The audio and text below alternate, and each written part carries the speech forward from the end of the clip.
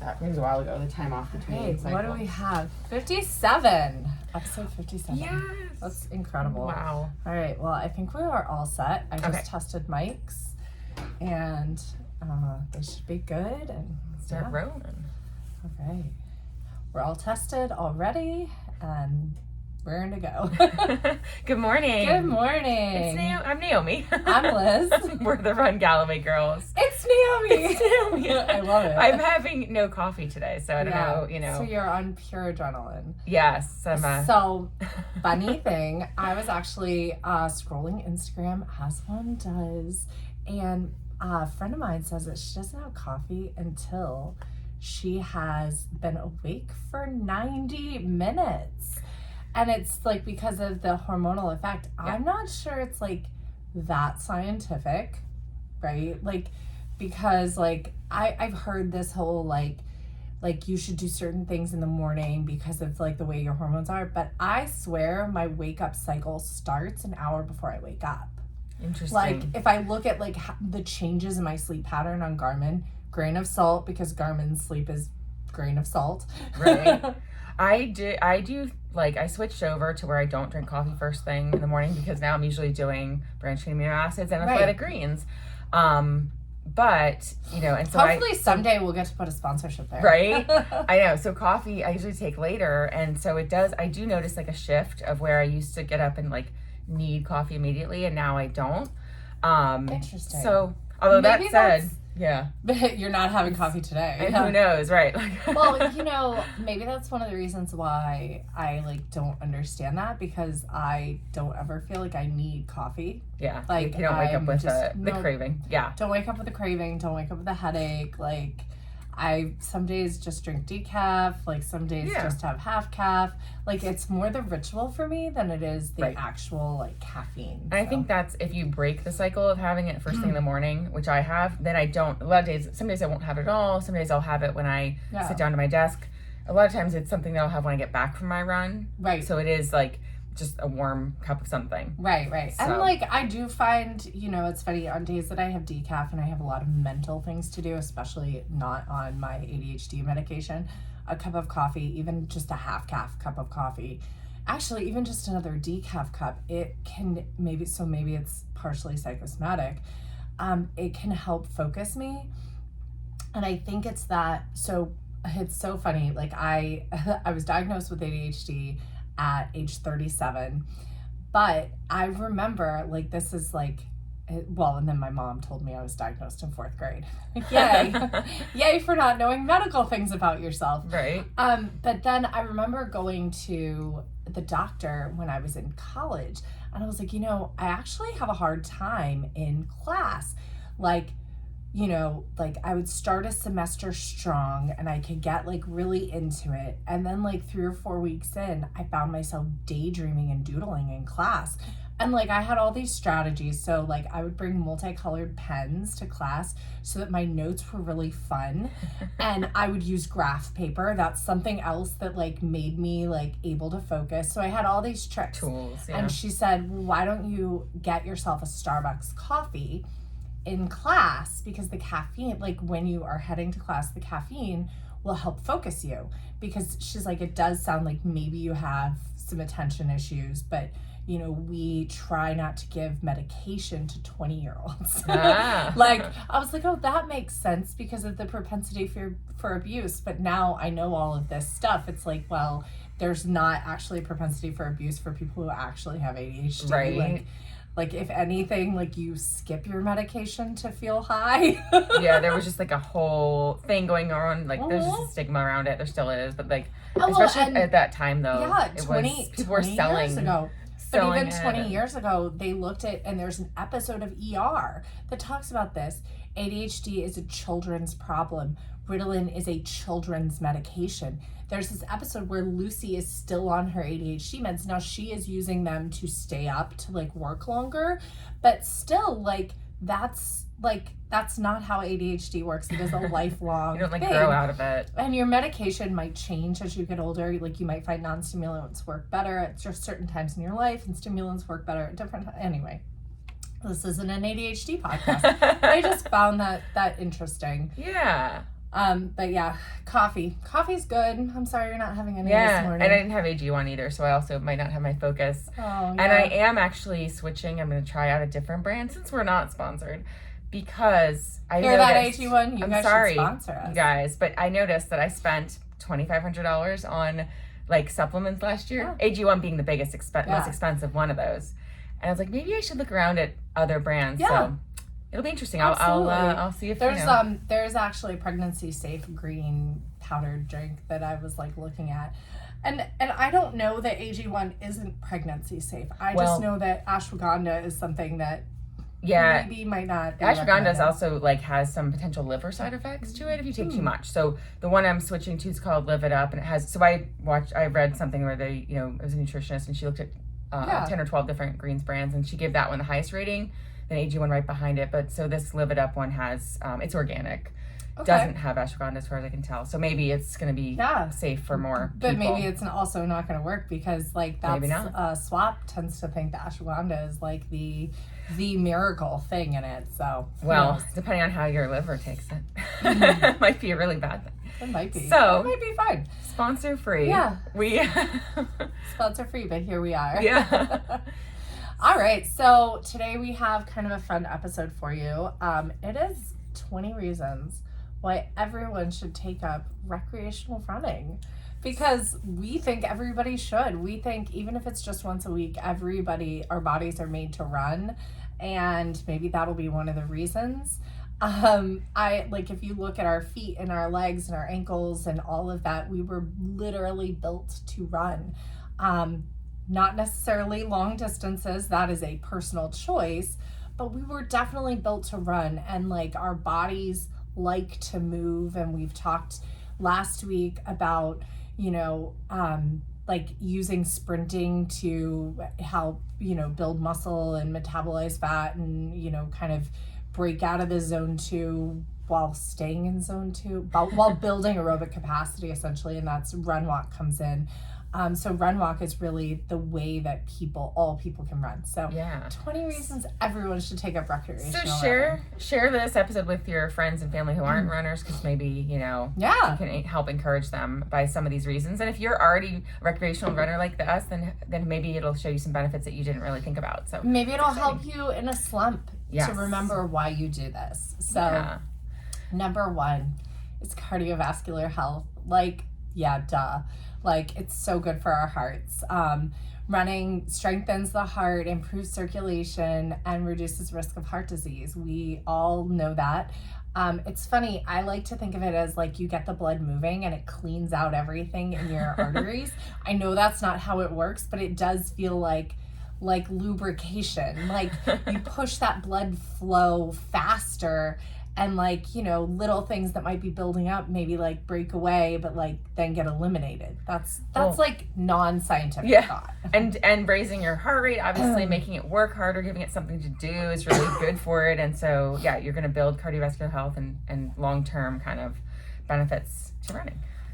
Number 2 would be weight management. And now here's something. I was actually talking to the Intentful nutritionist. I commented on a post of hers.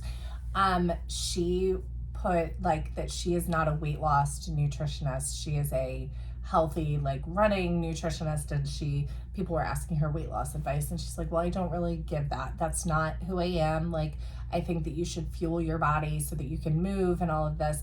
And I replied back, I was like, in a lot of cases, if people are looking to quote lose weight because their doctor has told them you need to lose weight, what the doctor has told them actually, so if you've ever heard you need to lose weight to get healthier, what your doctor has actually said is you need to change your metabolic markers to be healthier. And more than losing weight, more than reducing what you're eating, right? The best way to change your metabolic markers is to increase your activity. That is 100% the better way, without changing anything about the scale, to improve your metabolic markers. Add in a 30-minute walk, you will see going from 0-minute walks to 30-minute walks, you're going to see a huge health improvement. Blood pressure is going to come down, resting heart rate's going to come down. You're going to sleep better. Better sleep leads to better metabolic markers. Cholesterol might even come down with regular activity. That's a might because there's some genetic components to cholesterol, but yeah. I'm a big believer that your quote weight loss or diet or health plan should never start with food. Everybody's like, oh, abs are made in the kitchen. Bullshit. Who wants abs? Who wants abs? Health is made through movement. Health is made through movement. Yeah. Period. So it will, like weight management, it's kind of like a side effect. It might be a side effect of running. It might not, when you build up more muscle, you might actually not lose weight, or you might kind of stabilize your weight. So it's not necessarily the reason you go out and start running. But it might change your size. But it might, like, you may not have a budge on the scale, but you may drop a pant size. Right. Like, that is definitely possible. But so while this is okay, we should admit AI did this list for us. So we were just expanding off of topics given to us because remember, we are full-time job people that just love to talk about running and stuff and bring you this podcast. So we get a little help from my assistant. So number 3, the mental health benefits. Yeah. Oh my gosh. There's so many. So obviously running can reduce stress, anxiety, depression, thanks to the release of endorphins. Often referred to as the runner's high, or maybe just kind of those day-to-day endorphins that you feel released by movement. And we were probably talking about this another time, like running is not a replacement for therapy. It's a tool. Right. It's one of those tools in your toolboxes that can be a great adjunct to also getting therapy. It can also be a great starting place. Like, running is something that you can go in kind of a mental health, I wouldn't say crisis, but in an moment of overwhelm, you can go out and run, get a little bit of clarity, and then that could be the first step, right? Right. Yeah. So same as like taking a walk. Sometimes that just helps if you can go out, clear your head. Yeah. Just, kind of, but running can help, when you get that blood pumping, it can really give you kind of a release of, like, especially if you're stressed or angry or something, can give you that. Fun fact. There's a study, and I should dig it up and put it in the show notes, but I'm not going to because I don't have time. There's a study that compares antidepressant medications to running, to cardiovascular activity, and within 6 weeks they're about the same. At 12 weeks, running, the benefits of running or cardiovascular activity tend to outperform medications, because medications do have kind of a short-term effect, and a lot of and this is like both pros and cons of general practitioners prescribing antidepressant medications. It's fantastic because it's a first step to get people help, to get people feeling better, because I do think that a lot of mental health problems, depression and everything, they start as a brain chemistry thing. And so getting those medications on board quickly can really help. But then I think that they're best managed by a psychiatrist, because there are certain conditions where they are designed to, you go on them and you stay on them for life. Some people have to. Right. But a lot of people don't have to, and a lot of these medications, they will work for a short time and then you have to increase the dose or change them in order to continue to see the benefits. However, when you start medication, if then you're feeling better, then you start something like a running plan, you can taper off the medication and retain the benefits, because you've started this behavioral or lifestyle change of this physical activity that releases endorphins and just makes you feel amazing. So definitely it is not a replacement, but it is 100% a fantastic tool to help your mental health. Yeah, absolutely. Sure. I mean, I know anytime I felt really upset, like going for a run can really help. Like I still remember going for a run and kind of sobbing when we found out that our first IVF cycle didn't make any embryos, and it was just like cathartic. Right. But then also I sprained my ankle on that run. Oh, no. And was out for 8 weeks afterwards. So maybe it wasn't that great. So the sobbing, may have Yeah. Well, I did in like the obstructed first your vision. 8 steps of the run too. And then I ran then kept 3 running. miles on it. And then, yeah. And I was like, hadn't been running. So it was like not good for me to be like, yeah. And then like 2 days later I did a cartwheel and that's really what did it. But yeah. Yeah. Crazy. Improved lung capacity is number 4. Yeah, you breathe a lot when you run. I actually have asthma, and I find that my asthma is better and more well controlled when I'm running more. It's probably also because I'm a little more compliant with my medication when I'm running, because I don't want to have asthma attacks when I'm out running. So I'm more compliant with my meds, which then just helps everything. Right. I had much worse asthma, and then actually when I picked up running in my early 20s, it got better with running and I've talked to a friend of ours whose their daughter's going through some serious asthma stuff right now. She's hospitalized over the weekend, and I've talked to them about you know who this person is, but I've talked to them about because she swims, and I've talked to them about how much doing something like that, aerobic capacity, will probably help her in the long run. I know right now it's really hard, and especially when you're seeing your kid having these horrible asthma incidents and attacks, it's really hard. And I think it's really, like, I think along that line, asthma is a very serious medical thing, and like, I know that a lot of people are like, oh, it's just an inhaler. No, it requires like quite a lot of management. Mm-hmm. I am somebody who has to be on inhaled steroids in the winter because cold air is one of the things that flares my asthma. But when I'm feeling good, I'm like, I could skip my inhaled steroids for a little while, and then that just digs me into a hole. So this isn't about medical conditions, which apparently I have a lot of them. But it is like another one where I was told before too that asthma is like a childhood disease. Right. Isn't it just like with ADHD? They're telling you it's a childhood disease. You won't necessarily grow out of it though, and so it might get better. You might but develop it might not. it as an adult. Right. You might actually find out that you've had it your whole life when you pick up a running habit during fair weather and try to continue it into the winter. Yeah. and then you can't breathe. It's like, it's because you have cold air induced, exercise induced asthma. Right. So and actually my asthma went from like being like a doctor told me, it's probably just mild exercise induced asthma or cold air induced, and then like based on my symptoms, and I was continuing to have symptoms, she's like, no, actually, like even though those are your triggers, we would describe this as moderate to severe asthma because you're having attacks like often. And I was like, oh, that's interesting. Like it's even though they would resolve quickly with medication, like you shouldn't have attacks frequently. Yeah, exactly. So if you are out there having low-lying asthma attacks, and one of the things I didn't know that was an asthma attack was I would like say run a half marathon and be fine. And then about 2 hours later, go out to lunch and have really bad coughing fits. Mm-hmm. Oh, yeah. And it's like, I had no idea that like it could be that delayed, and that like, and it would be horrible. Like they would be horrible like attacks, but hours removed from the trigger, which was really strange to me. So yeah. But in general, running will help in lung capacity. Help so lung if you, capacity. like us, have asthma, you can run through it. It can help. It can kind of, keep your lungs in good function. Number 5 is also going to have an asterisk by it because it is going to improve your muscle and strength.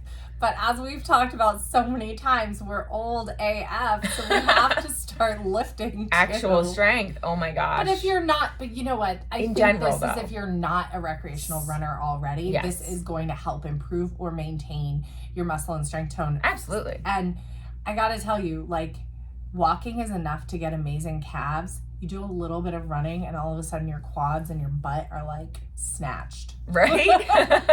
No, it definitely, I had zero muscle strength and tone. I can look back at pictures of myself like early 20s when I didn't have a disordered eating problem, when I just was the shape I was, and like, my legs and things were just probably just kind of just flesh. And now they're defined muscle. It's just from the habit of running. It's nothing else. Yeah. Number 6 is amazing. Bone density. The impact of running is going to improve. It's going to like maintain and improve your bone density while There are, obviously, you add something like running, you do it too much, you do it too often, too quickly, without getting these bone density improvements, you may open yourself up to stress fractures.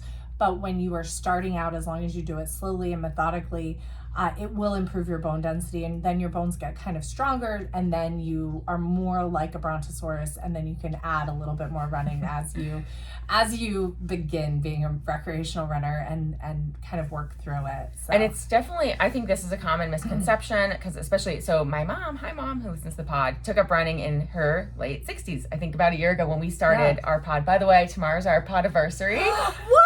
1 year of podcasting. Galloway girls. That's amazing. Oh, happy 1 year anniversary happy to 1 year anniversary to us. And so I've talked to a lot of people who, like they see my mom out there running at her, late 60s age, and they're concerned about her bones. And she's actually doing so much to help with her existing issues of osteoporosis rather than the other way around. They see it as like, oh, it's dangerous. I'm like, no, here's the difference. If she just gets on her bike, which she does that too, but like you're biking is not weight bearing. Right? It's not impact. So it will not do the same. If you're biking, if you're doing other like elliptical, it's not going to give you the same benefits. You need to do something weight bearing. You ready for the nerd part? Yeah. Okay, so you have two kinds of cells in your bones, osteoblasts and osteoclasts. And your osteoblasts, they kind of break apart bone, and your osteoclasts rebuild bone. And by impact, your osteoblasts kind of go to sleep, and your osteoclasts like start working a little bit more, because your osteoblasts don't need to work when you are doing impact activity. Nice. And so bone it tells remodeling. Exactly. Yeah, so it's telling your structure to create more bone, and 100%. And it's amazing. And so you still That's a very dumbed down version of it, but I just remember I loved like learning about bone, like osteogenesis. And for women, like bone health is really important, something you should be considering even when you're 30. And bone health is going to be something we have to worry about. All girls and women should be getting calcium multiple times throughout the day. A calcium supplement once a day is not going to be enough. You should be looking at, dairy is a great source of calcium. If you want it, you can also do calcium fortified orange juice, but you should be looking at 3 to 4 times a day getting calcium versus all at once, because your body just can't absorb it. And there's also studies out there that show that the calcium that's in dairy is not going to be absorbed as well as if you're getting it from other sources. So probably you just have to look at supplementing. But there's studies out there that had followed women who drank milk and didn't drink milk, and the ones who didn't drink milk actually had better bone health like a few years later. Oh, interesting. So it's something about, who knows, like it's the way we absorb it. So it's better if you're getting that well-rounded diet, obviously. Yeah, I mean, I love my yogurt bombs though. That's good. Well, especially with baby on board, like you need all the protein. That's actually been something I haven't been drinking protein shakes because I'm worried about like the other ingredients, the content in them. Yeah. And I really shouldn't be. They're fine. But I also I've been really picky about what I want to eat during pregnancy, and I'm like, I can eat 3 yogurts a day. Yeah. So it's like, okay, like last night I was so full from lunch, literally still at dinner, that I couldn't eat dinner, and I was like, but I can eat this yogurt. Yeah. Yeah, no, it's a great way. Yogurt, cheese, a lot of cheeses have a great amount of protein. Leafy greens have calcium in them, broccoli. So there's lots of sources of calcium for, and then make sure you're taking vitamin D as well, especially in the winter. Even if you're not deficient, you cannot absorb. Well, you just can't kind of overdo vitamin D. Like, it is really, really, really difficult to overdo vitamin D, especially in the winter. Like, I'm someone who never has low vitamin D, but I supplement like crazy in the winter because I think I'm just lucky that I don't have low vitamin D, honestly. Like, I don't do anything, except I spend a lot of time outdoors in the summer, but I wear sunscreen, so I don't Vitamin D is supposed to like help with other things too, like your immune system, which actually I think is another, well, we're not up to that one yet. We're up to number 7, better sleep. Oh, yeah. Obviously. 100%. We experience better sleep. And I actually have data on that from Garmin, so grain of salt, on how reliable. I think Garmin data for sleep is reliable for one person, but it might not be the best. Like, it might say that I'm sleeping 9 hours when I'm only sleeping 7, right? So it's not that's the piece where it's not quite reliable, but that like metric is going to be the same. So it might say that I'm sleeping 7 when I only slept 5. Like, it will be like the data for me plotted maybe the graph won't be correct. Maybe the axes won't be correct, but the graph is. And I know my sleep quality is better the more I exercise. So. Yeah, definitely. And as we've talked about before, probably earlier in the day for most people. I know for me, if I exercise too late in the afternoon, evening, it makes it harder for me to get to sleep. Not to actually get good sleep, but then, so usually, something we do in the morning for that reason. Depends. It depends. I'm actually pretty good at falling asleep no matter what. That's good. But I prefer to work out in the morning because I like to get it done. Honestly, like it's just like check the box. Yeah, get it checked done, off your day, your started. list. It's like getting momentum for your day too. Yeah, it does. Help and a lot. there's a lot of fun articles that compare working out in the morning to working out at night. Like Washington Post did one pretty early on when we started the podcast, I think, about a year ago. So super fun. Immune system boosts are number 8. So this moderate running is going to boost your immune system. Now remember, another asterisk on all of these. Overtraining though is going to deplete your immune system. So that is something that you have to be really, really mindful of. Like running a moderate amount, running with intention 3 to 4 days a week, taking appropriate rest days, really sleeping well, you're going to get immune system boosts. Running every day, and this is one of the reasons why we had so many cautions with doing a run streak, it's going to deplete your immune system. So you've got to really, be mindful. Right. Just in moderation. Number 9, increased longevity. Studies have shown that regular runners have a lower risk of premature death. So that's amazing if you want to live longer, which, I do. I think so. Yeah. Yes. I was listening to a podcast yesterday, a strength running podcast with, I can't remember his name, but he's an entrepreneur. His show is called My First Million or something. And he wants to live to 130. And they talked about all the things he does. Talk about spending a lot of money on supplements, nutritionists, all the things he does. It's great. Good it for makes him. me think of Chris Traeger. I believe Yeah. that the first person that will live to 150 is already alive. I believe that person is me. Yeah. So my body is like a computer chip. So definitely, I run 10 miles a day, every day. I love Chris Traeger and Parks and Rec. So that's so good. So that's definitely one that'll just help you out. Increased, number 10, improved cognitive function. 100%. Yeah. We talked about the mental health benefits of running. I think that one of the reasons my ADHD was managed for so long, and this is funny, once I started medication, I was like, I don't feel the need to run all the time. Right. Is the fact that it really got my brain moving and gave me some sense of control or some sense of sequence in my brain. It improved my executive functioning focus skills. Yeah. And what's amazing is there's studies showing that for aging adults that it is a huge improvement, as far as there's whether an or not Alzheimer's risk for study. Alzheimer's risk and whether or other with kinds physical of activity. They used bikes. They in this study with Alzheimer's patients, they used stationary bikes, and I believe they used recumbent bikes because of the age of the patients, but even still, physical activity was shown to have definite cognitive benefits and reduction in the quickness of decline. Right. And so that's going to be huge for us as we age, just to keep, memory loss is a real serious issue, even if without Alzheimer's. And so it'll hopefully keep our brains sharp. Yeah. I mean, think about Marcy. She's the youngest 60-something year old I know. She's she's 30. Well, Jeff. I mean, that's one of the reasons, Jeff Galloway, one of the biggest reasons he's still running now, he talks about, is because of the cognitive part of it, not the physical part of it for him at this point. His heart attacks and everything else he's had to deal with, he's battling the physical side, but he really wants to keep his brain sharp. Well, and he's a big believer in the elliptical now, too, which I think is amazing. I wish I had room down here for an elliptical. Maybe I'll get one anyway. All right, so social... Oh, wait, no. 11, enhanced mood. Of course. Running makes you happy. Running gives you endorphins. Endorphins make you happy, and happy people just don't shoot their husbands. Legally blonde.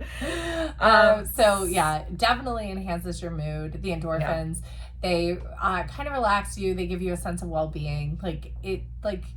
Running really does just give you it gives you a sense, almost also a sense of like calm and like even though we talk about like you don't identify I'm a runner, right? But you can, like, you're a person that runs, as long as it's not taking over. You'd be like, well, I'm a runner, and that's why I, am also a mother. That's why, or I'm also a good mother. That's why I'm also a great worker. That's why I'm also, because you can be so multifaceted. Right. So you're a running something. You're a running mother, a running, CPA, a running whatever. It's not your whole identity, but definitely can give you a sense of identity, which can, I agree, like it definitely can help you feel good about yourself. And social connections. Running brought us together. Yeah. So, and we came together through a running club. We definitely think a free running club, and they're all over. So if you're out there and you're like, man, I wish I had somebody to run with, there's so many ways to make social connections. Just basically search Greg Rowson on Facebook and send him a message and tell him where you are, and he'll connect you with like 100 other runners. I'm just kidding, but we love Greg because I feel like Greg knows every runner everywhere in the United States. He's in every community, every running group. Right. But you can meet, I mean, I'm pretty sure he's in Moms Run This Town. Like, I'm pretty sure. But Moms Run This Town, she runs this town. Yeah. There's great ways, like you can go to the local running stores and see if they have groups. There's definitely a lot of different ways to meet up with runners. If you can't find somebody, but you've got like a friend or a neighbor, just bully them to run with you. Peer pressure is really a powerful thing, and when used, obviously, this would be using peer pressure for good, because these are 20 reasons that everyone should be a recreational runner. So if you've got a friend who's not a runner, just convince them to become a runner with you. Yeah, just to try it out. So also local like races, some of your races might have clubs associated with it, and so they'll do or meetups. Just talk to somebody who finishes near you. Yeah, like exactly. That's a great way to make that's a great way to meet somebody. New runners. Or who's running around you during a race, just start chatting with them. My favorite thing when I first started running, I would like run these half marathons alone, and I would always be kind of in that 8:45 to 9-ish pace range, and that is where a lot of old men who used to be fast are. And so I would be like chit-chatting. I was like 20 something chit-chatting with like 60-70-year-old men.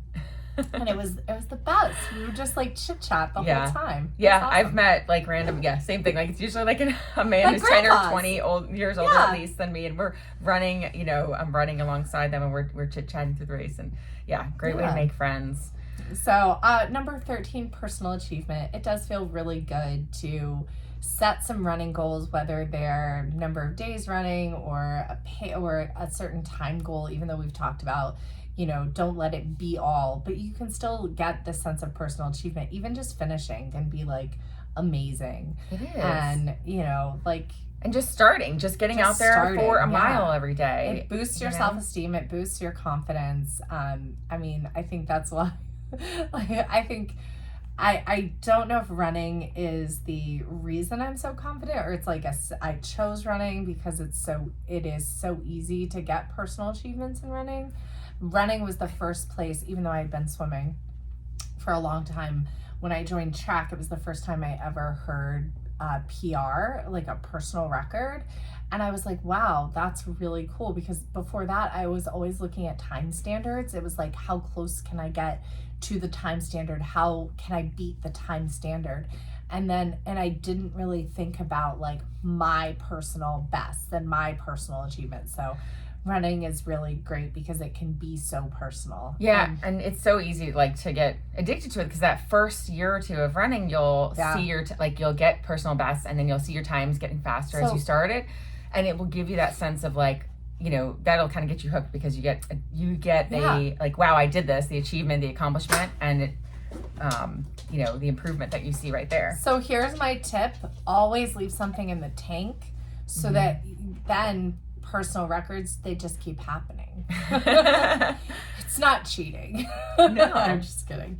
All right. So 14. Accessibility. Now this one we've really, okay, we've talked about it, but we also can talk about it in terms of the streak. So running is a relatively low cost and accessible sport. $285 It can be done shoes. almost anywhere. Now what's cool is we love our fancy tech, our very expensive watches, our very expensive shoes, and all of the shoes. Just keep getting shoes, more shoes. Our new like light vests, which actually I think that before you spend money on fancy expensive shoes, you should get decent running shoes. Get some reflective, but definitely get some gear to help keep you safe if you're going to be running outside. Yeah, and the light up gear is much more visible than just the reflective gear, and so it can be super accessible. You can do it as we found with the streaks now that we're doing streak again, you can go out and run in whatever you're wearing.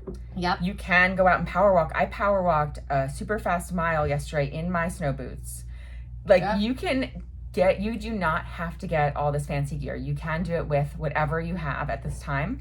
And then you can add on more stuff as you as part of your... And a lot of running stuff doesn't go bad. It's really high quality. I actually just put away all my little running jackets that don't zip up over my belly. And I was my favorite one, which is a black one, and maybe you would know it. It's got which one. With the soft sleeves and the quilted. Yeah. It is my favorite running jacket, and I think I bought it for $90, which was insane. A lot of money. But I bought it in 2011. Nice. Right. It's really old. No, the only reason we keep buying more gear other than shoes because is it's fun. Because we want more colors and more styles, and we love it. But but the reality is, you don't need that much. You need a pair of shoes. They don't need to be that expensive. Yeah. And you can run in a long sleeve t-shirt and a sweatshirt. You don't have to have a fancy jacket. That kind of stuff, it does help eventually, but just get out there. Yeah. I think as a woman, you need some good sports bras. Yeah, I was going to say that too. But it's you can do it anywhere. You can obviously, when you're on vacation, you can pop out the door of your hotel room, go for a run when you're, anywhere versus needing equipment. So it is super accessible and something you should be able to just do from anywhere. And with that accessibility, you have flexibility in intensity and duration. You can adjust based on how you're feeling that day. Yesterday, I started to feel maybe I'm coming down with the cold that Brian has, so maybe we're passing it back and forth. And I came down and, we had been walking a bench, and everything was starting to refreeze from the melt here, and we have so much ice, and I was it's not going to be safe for me to go out and run. It's not safe for anybody to go out and run on this ice right now. So I came down and did 1 mile on the treadmill, even though I wanted to go further. I just didn't have it in me to do more. Oh my gosh, and it was so funny. Brian was oh, well, I'll come do a light show while you're doing it. So we're down here, and he had on more lights than he usually have, and it popped the circuit. Oh no! And I'm and so everything turned off. No. And I'm the treadmill died and everything. Yeah, everything. Oh no! And so I was and I was okay, I think it's that you have too much on. Turn some of the lights off. He's it's fine. We've had them on before. 10 minutes, not even 10 minutes, 2 minutes later, we turn it all back on. I get going again. It happens again. And I started bawling. I was I just want to get this run done, and I want it to be accurate because I don't know if my watch and my treadmill are calibrated or not. They were calibrated. It was fine. But I was just it was an emotional moment. It was a lot. Well, and streaking can make it really hard because you have this commitment that you have to do and that's where we're at 30 days or 30 days, we're going to stop. And if we want to start up again, we can, but it's not going to be a thing where we just, it's indefinite. But, unlike committing to you join, Barry's boot camp or whatever, where you're committed to those 1 hour each time, you're committed to the days and times that, they have classes. Which that can be helpful sometimes too, to have a regular running date or regular date. It is nice to just be able to oh, I've got some time right now at lunch. Let me go get a 1 little mile in or whatever. Sometimes it is nice to just be able to have that flexibility. Yeah, yesterday I didn't know that I was going to run yesterday morning because we got all that snow overnight. Right. And then I talked to my husband about dropping off kids and who's going to be home for the kids. And he had decided, well, I'm going to go use my trainer down in the basement. And I was oh, that's great. That buys me an hour essentially. So I could go out and run outside, and you can just kind of pick up and go with running. Which is nice. And it was smart that you went before the plows came through, because running on snow is a lot better than running on ice. Right. So like kind of, if you are going to go snow run, like you want it to be on snow powder, or right. You want it to be on snow versus on packed down. So get out early. Right. And then once the ice is over, forget it. Number 16. Right. Yeah. So reduce risk of chronic diseases. So it's going to lower your risk of developing things like type 2 diabetes, stroke, and certain cancers. That is, obviously the type 2 diabetes and stroke, that's linked to the cardiovascular benefits of running and exercise. Those things are all metabolic things that are linked together. And then certain cancers, by running, you are essentially boosting your metabolism, and your metabolism is responsible for kind of regulating your immune system. So all of these things are tied in together. And so not that running makes you immune to cancers, because there's certainly lots of runners who get cancer, but certain cancers are like sedentary in nature, if that makes sense. Right. Linked to again, usually more linked to like metabolic and other kinds of areas where you don't have like all this it's like these health bolsters of being physical, moving. So number 17. So improve balance and coordination. I'm questioning, I'm really klutzy, but I'm trying to think, maybe I'm less klutzy since becoming a runner. I think you definitely, I think when you are not pushing too hard, when you are running consistently and not pushing too hard through, it definitely improves your balance and coordination. Because so when I was first coming back a year ago, last January, I kept like missing the step and falling down the stairs. And I reached out to Jeff. I was like, hey, I'm going to move a workout. I've fallen down the stairs twice this week. I've just kind of like slipped. He's like, I actually noticed that when runners are trying to push too hard too soon and come back, they become more clumsy. And it's because your like brain can't catch up to what you're trying to do. So I definitely think that runners do have improved balance and coordination. Now, that said, as a runner, as an athlete, an aging athlete, doing single leg work, strength work is really, really important, because that's also going to improve balance and coordination. But running is a single leg activity. So if you're doing nothing, and this is why people should become recreational runners, it is like that is going to give you some single leg work that everybody needs. Yeah, it's going to add and strengthen all those tiny little connectors. And you might need to strengthen them more once you become a habitual runner like us, because again, it's using the same ones over and over. But yeah, absolutely. Number 18, encourages a healthy lifestyle. It absolutely does. One of the things that when you've got a regular running date, you're going to make choices that are going to support your running. You are probably not going to, when given the choice, should you have one more margarita or should you pack it in? You'll be like, well, I have a run in the morning, so I think 2's enough. Like, you're going to make those decisions just because you know that you have this fun thing coming up, because running is really fun, and it's just another commitment that you're going to want to keep for yourself. And then sometimes you're still going to have that third margarita and then still go for a run, and that's okay too. And I know sometimes the healthy choice is just going for the run. Right. I know, like, I think we talked about it before, like, you might pick healthier foods and the options for the day. The other thing about it, though, on the other flip side of it, is we're not saying, oh yeah, it's going to make you eat salads. Like, no, it's going to make you eat, though. So when I had disordered eating, when I had an eating disorder in college, I found that I couldn't, because I wasn't eating enough calories, I couldn't run. So it stopped me from running. And so then I lost my, all these benefits, because they were giving me all these benefits, my run habit. And so it actually can help you to eat more food. And that might be the thing that you struggle with, is eating enough.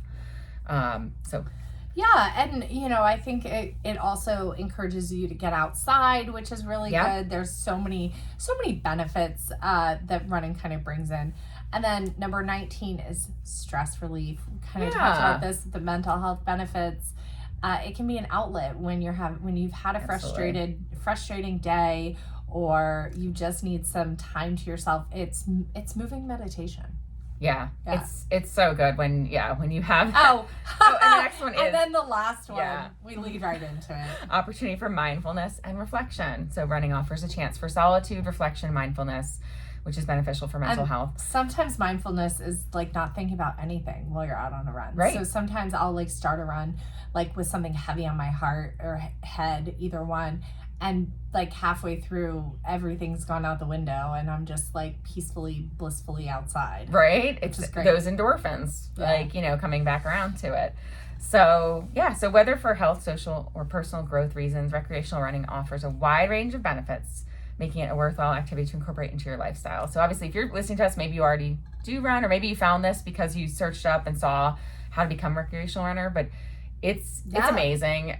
These benefits like just scratch the surface, but the real feel of it, like when you actually have those endorphins and how you really feel about yourself, the self, you know, the confidence it gives you. Yeah. Like, it's so much beyond like this little list. I mean, you can also use all of these reasons to justify your running habit to other people. True. When people say, "Oh, you're crazy. Why are you running?"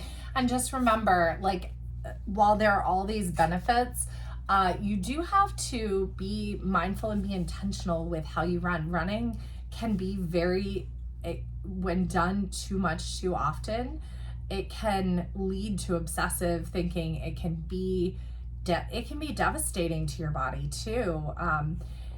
We talked about that in the streak episode. You really open yourself up to injury when you are running every day, especially when you're running every day in that gray zone. Like, you're really just not going to get these health benefits. And in fact, your health can be negatively impacted by gray zone running and by running every day and by overdoing it. And also not just physically, but mentally. Like, if it becomes your whole identity, and it becomes, you know, like we talked about when we read, you know, Elizabeth Clor's book, and how when you become so obsessed with something like running times or whatever, it can be, it can really kind of take, you know, ruin it for you, ruin running for you. It can ruin a good thing. Yeah. So don't. Too much. It's just like margaritas. Too many. It's bad. I really miss margaritas. It's been like 2 years because I stopped drinking like in order to like go through fertility and like, you know, now this baby and it's crazy. It's crazy. So, so that was a pretty good episode. I'm pretty happy. The AI does a really good job giving us things to talk about. Yeah. But yeah, so I don't think you shared why you're not drinking. So I'm fasting because I'm getting blood work this morning. I've got a doctor's appointment, physical, and I didn't schedule it. You know, I couldn't get on the schedule early enough because I didn't think about it, and now it's like late in the morning. This is your reminder if you haven't made an appointment to see your doctor in a while. Remember, it's important, even as healthy individuals, that we get physicals done, because it's, you know, we were in our 20s, I think someone said, oh, it's really good to have a baseline to know where you are when you're young, so that you can track trends, right?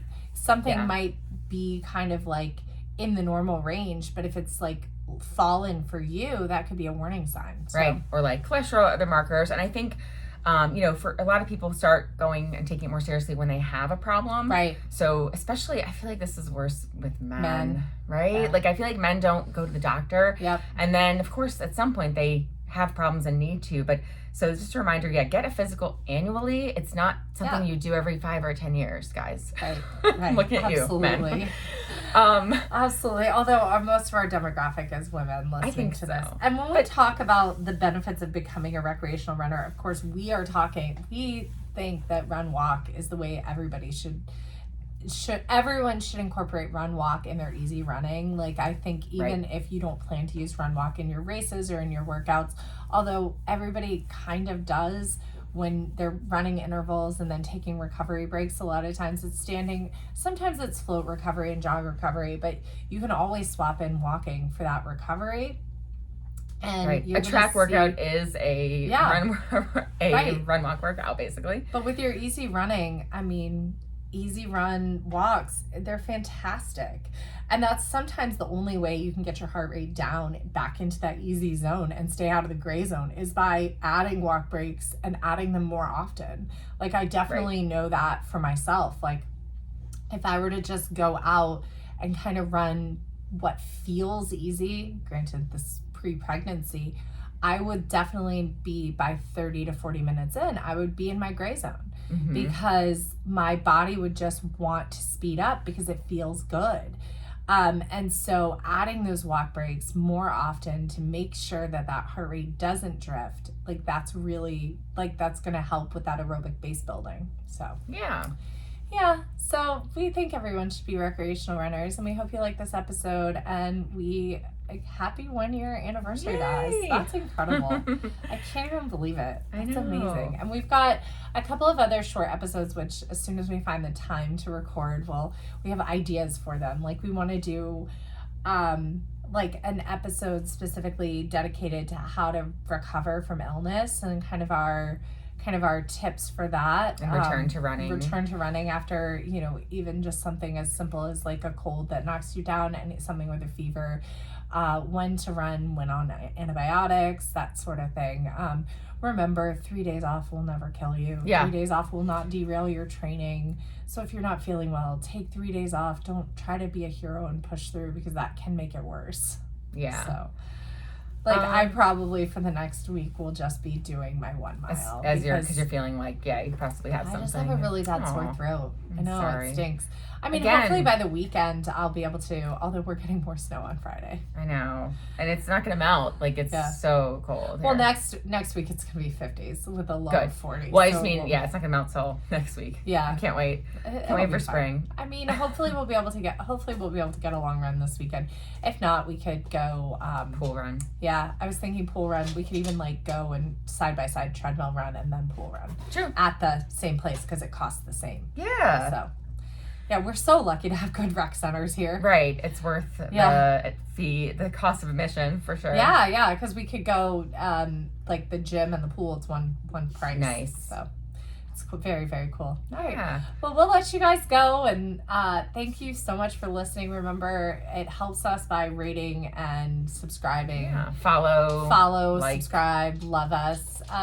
Share us if you listen. Snapshot that you listened, shared in stories. We'll definitely share that you shared. And yeah. Oh, we have a couple of questions that we need to get to. We've been asked if we do coaching. I'm trying to figure out if I can add that to my thing. Very full plate. I would love people to tell me what they think they would pay for a good training plan without the coaching piece. Because I've got good training plans and I can give a little bit of guidance. I just don't have time. I don't think for the chat with me after every workout thing. So I just don't know. What do you think? $50? Maybe, yeah. 25, 50. I don't know. Yeah. What's because it would be on my platform, which I pay $300 a year for. So. Yeah.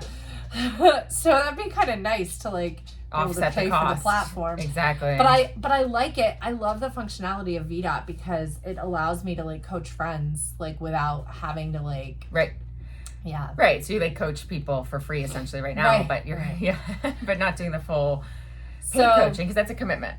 Yeah, exactly. I mean, I've been better about checking messages on there. So a couple of my friends are actually sending messages that they're following a training plan. Oh, the notes and stuff like that. Yeah. Oh, nice. So I've been better about checking that. But yeah. So the 2 messages, they're in our Instagram. I need to reply back. So maybe I'll say, hey, I haven't really done it formally since before the pandemic. Don't have a lot of time, but I can give you a training plan. What do you think's fair? Right. No, I think that's great. Alrighty. Well, we hope you guys all have a great day. Hopefully everybody's staying warm, and hopefully these 20 reasons will help you convince a buddy to run so you get some social benefits of being a runner. Yeah, absolutely. All right. Bye. Bye. Oh yeah, that was a good episode.